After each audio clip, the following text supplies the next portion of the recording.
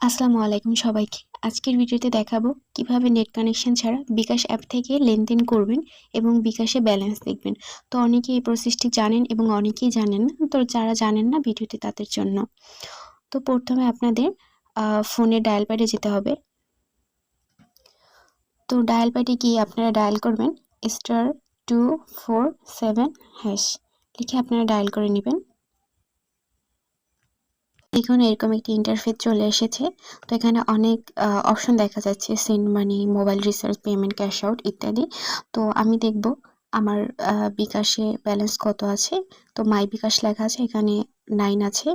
তো সেন্ড করে দিব। সেন্ড করার পর এখানে লেখা আছে চেক ব্যালেন্স। তো এখানে আমরা অন ক্লিক সেন্ড করে দিব। তো তারপর আপনাদের বিকাশে পিনটা আপনারা দিয়ে নেবেন। তো আমার পিনটা দেওয়া হয়ে গেলো, এখন আমি সেন্ড করে দিব। তো দেখুন আমার বিকাশে 582 টাকা আছে।